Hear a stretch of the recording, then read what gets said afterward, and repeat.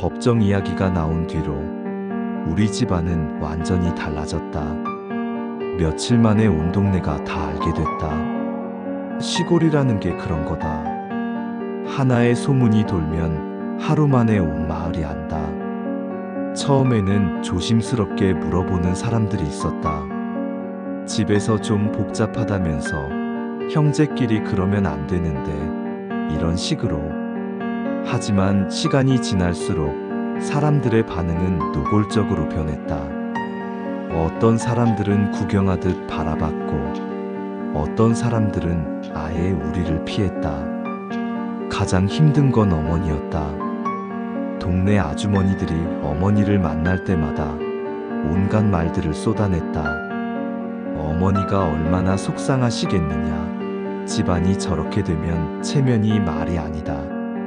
아들들 키운 게 다 헛수고가 됐다는 식으로. 어머니는 그런 말들을 들을 때마다 죽고 싶다고 하셨다. 50년 넘게 이 동네에서 살면서 한 번도 이런 창피를 당해본 적이 없다는 거였다. 특히 교회에서는 더 심했다. 어머니가 30년 넘게 다닌 교회인데 거기서도 수군거리는 소리가 끊이지 않았다고 한다. 김 집사네 아들들이 재산 때문에 법정 간다더라. 평소에 그렇게 효자라고 했는데 역시 돈 앞에서는 혈육도 소용없나 보다 이런 식으로. 어머니는 결국 교회도 나가지 않게 됐다. 사람들 눈치가 보여서. 74살에 처음으로 교회를 쉬게 된 거였다. 그런데 정작 나는 솔직히 말하면 그런 시선들이 그렇게 신경 쓰이지 않았다. 서울에서 살면서 이미 동네 사람들과는 거리가 멀어진 상태였으니까. 하지만 태수는 달랐을 것이다.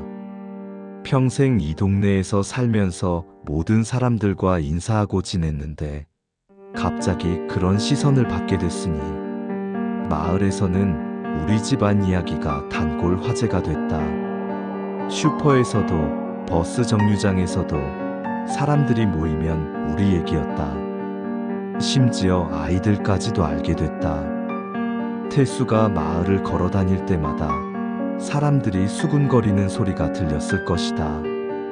일주일 뒤 나는 서울의 한 법무법인에서 상속 전문 변호사와 상담을 했다. 변호사 말로는 법적으로 내 입장이 유리하다는 거였다. 지금까지 경제적 기여도가 명확하게 드러나는 자료들이 있으니까. 은행 송금 내역, 병원비 영수증, 이런 것들이 다 증거가 된다는 거였다. 변호사 설명으로는 내가 지금까지 가정에 기여한 부분이 객관적으로 입증된다는 거였다. 반면 태수의 기여는 주관적인 부분이 많아서 법적으로 인정받기 어렵다고 했다.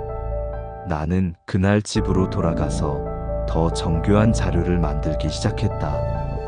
30년간의 송금 내역을 월별로 정리하고 각각의 용도를 명기했다. 생활비 지원 2억 1천만 원, 의료비 지원 3천만 원, 학비 지원 1천만 원. 숫자로 정리하니까 내 기여도가 명확하게 드러났다. 법은 감정이 아니라 증거로 판단하는 거니까. 반면 태수는 완전히 다른 방식으로 접근했다. 아버지가 치매 증세 보일 때 매일 밤 몇 시간씩 깨어 있었던 기록, 어머니 무릎 수술 후 매일 병원 데려다 준 기록, 부모의 곁을 지킨 건 자기였다는 논리였다. 우리는 같은 효를 말하고 있었지만 정의 자체가 달랐다. 그 과정에서 친척들의 본색이 드러났다. 처음에는 다들 중재하는 척했지만 시간이 지나면서 각자의 이해관계에 따라 편을 갈랐다. 큰 고모는 처음에는 중립적인 척했지만 점점 내 편에 서기 시작했다. 사실 큰 고모도 계산이 있었던 것 같다. 내가 집을 가져가면 나중에 어머니 모시는 일도 집안 대소사도 내가 담당하게 될 테니까. 그러면 자기들한테도 부담이 줄어드는 거였다. 큰 고모는 내가 장남이니까 당연히 집은 내가 가져야 한다고 말했다. 그러면서 덧붙이는 말이 걸작이었다. 집 가져가면 제사도 내가 다 챙겨야 한다고. 그것도 책임의 일부라고 했다. 하지만 작은 고모는 태수 편이었다. 작은 고모는 원래 태수를 예뻐했었다. 태수가 어렸을 때부터 자주 데리고 다니며 키웠거든. 작은 고모 말로는 태수가 평생 부모 모셨는데 집도 못 가져간다면 그게 말이 되냐는 거였다. 외삼촌은 아예 노골적이었다. 나한테 서울에서 잘 사니까 집 정도는 태수한테 양보하라고. 나는 이미 많이 가진 거 아니냐고 했다. 그러면서 하는 말이 어차피 시골집 관리하는 것도 귀찮을 거 아니냐는 거였다. 친척들 각자의 속내가 드러나기 시작했다. 겉으로는 화해를 바란다고 하면서 실제로는 자기들한테 유리한 쪽으로 결론이 나기를 바라고 있었다. 친척들끼리도 편이 갈라졌다. 그러다 보니 가족 모임 자체가 불가능해졌다. 누군가 모임을 제안하면 그 사람들도 올 거냐부터 물어보는 상황이 됐다. 더 심각한 건 친척들이 각자 우리한테 연락해서 자기 편에 서라고 압박하기 시작했다는 거였다. 큰 고모는 나한테 전화해서 태수가 너무 고집이 세다고 형이 좀 타일러야 한다고 했다. 반대로 작은 고모는 태수한테 전화해서 형이 너무 욕심이 많다고 동생이 좀 맞서야 한다고 부추겼다. 그런 와중에 어머니는 점점 무력해지셨다. 처음에는 우리를 말리려고 하셨지만 이제는 포기하신 것 같았다. 어느 날 저녁 어머니가 나한테 전화하셨다. 목소리가 많이 늙으셨더라. 태식아, 내 아버지가 제일 싫어하신 게 뭔지 아냐? 형제 싸움이었다. 이웃집에서 형제가 재산 때문에 법정 갈 때마다 저러면 안 된다. 형제가 남보다 못하면 안 된다고 하셨는데 어머니는 계속 말씀하셨다. 아버지가 돌아가시기 전에 마지막으로 걱정하신 게 바로 이거였다고. 형제들이 화목하게 지내는 것. 엄마가 중간에서 뭘 해줄 수가 없구나. 너희 둘 다 어른이 됐는데. 그 말씀을 들으니까 가슴이 아팠다. 하지만 동시에 이런 생각도 들었다. 어머니가 중간에 끼어들수록 더 복잡해질 수도 있겠다고. 어머니는 이제 우리 대화에서 완전히 배제된 상태였다. 아들들은 변호사를 통해 대화하고 어머니는 그저 지켜볼 수밖에 없는 상황.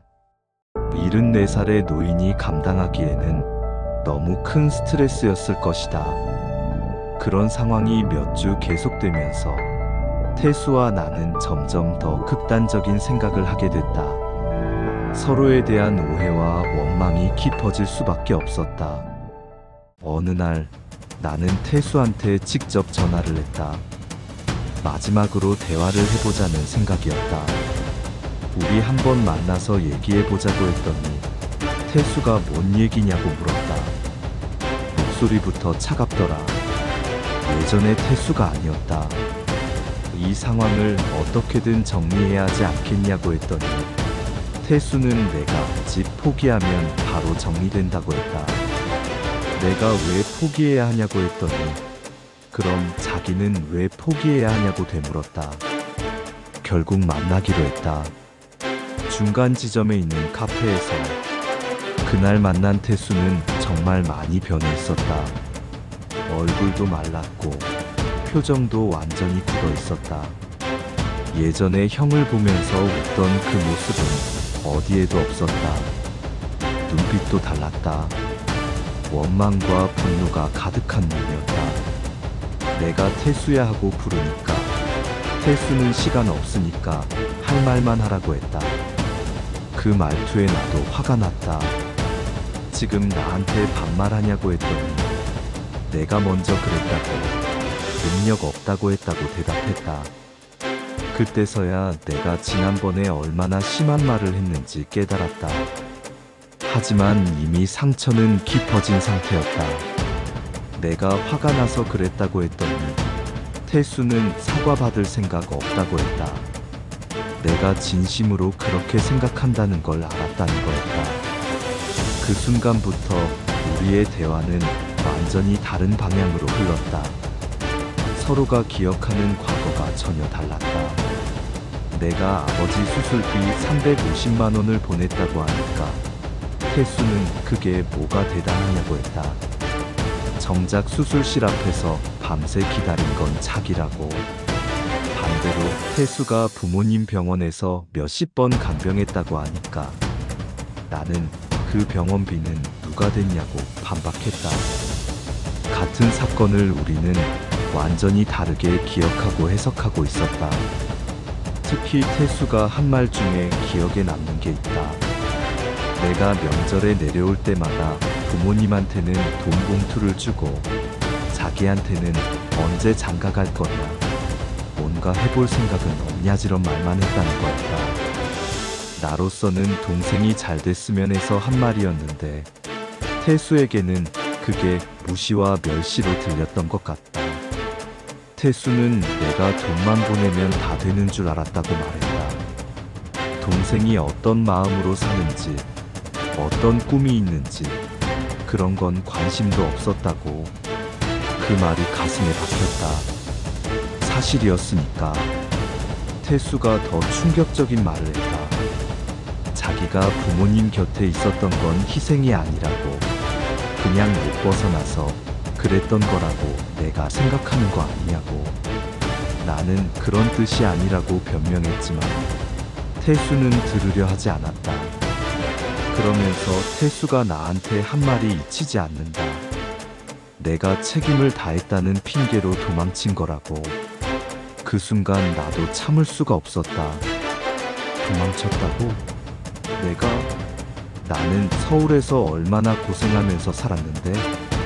대화는 점점 격해졌다. 태수가 갑자기 커피잔을 탁 소리나게 내려놓더라. 주변 사람들이 우리를 쳐다봤다. 태수가 일어서면서 한 말이 잊히지 않는다.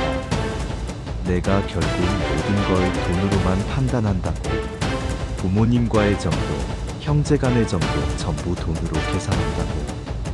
나도 더 이상 참을 수 없어서 일어섰다. 네가 형제를 원수로 만들었어. 그러자 태수가 차갑게 대답했다. 아니, 형이 처음부터 날 동생으로 보지 않았어. 그 말이 마지막이었다. 우리는 서로를 원수처럼 바라보며 카페를 나왔다. 그날 밤 어머니한테서 전화가 왔다. 목소리가 완전히 늙으셨더라. 태식아, 엄마는 이제 어떻게 살아야 하냐? 두 아들이 서로 원수가 되어버렸는데. 어머니는 흐느끼며 말씀하셨다. 내가 어릴 때 태수 업고 다니던 기억 나냐? 그때는 언제 이렇게 될 줄 알았겠니? 그 말을 듣고 나서야 깨달았다.